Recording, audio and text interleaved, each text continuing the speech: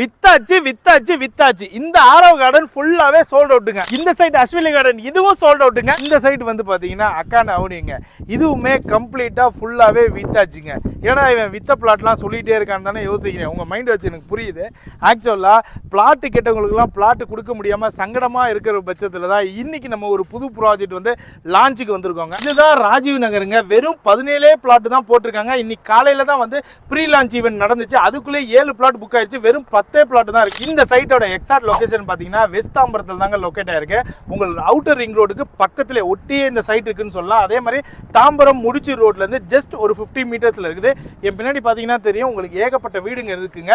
Bro இந்த சைட்டோட detail சொல்லுங்க. Plot size சொல்லுங்க. பிளாட் சைஸ் வந்து பாத்தீங்கன்னா 966 ஸ்கொயர் ஃபீட்ல இருந்து 1417 ஸ்கொயர் ஃபீட் வரைக்கும் அவைலபிலிட்டி இருக்கு. இங்க இருந்து உங்களுக்கு தாம்பரம் ரயில்வே ஸ்டேஷன் பாத்தீங்கன்னா ஜஸ்ட் உங்களுக்கு 3.5 கிலோமீட்டருங்க. அதே மாதிரி வண்டலூர் கிளாம்பாக்கம் பஸ் ஸ்டாண்ட்லாம் பாத்தீங்கன்னா 10 நிமிஷத்துல போயிடலாம். உங்களுக்கு குரோம்பேட்டை பாத்தீங்கன்னா ஜஸ்ட் ஒரு 15 மினிட்ஸ்ல நீங்க ரீச் ஆகலாங்க. குரோம்பேட்டை போயிட்டீங்கன்னா உங்களுக்கு டி நகர்ல என்னென்னலாம் நீங்க முன்னாடி போய் பர்ச்சேஸ் பண்ணீங்களோ எல்லாமே குரோம்பேட்ல இருக்கு. என்ன பிரைஸுக்கு ப்ரோ தரீங்க? நம்ம வெறும் 3600 தான் ரேட் நம்ம பண்ணியிருக்கோம்.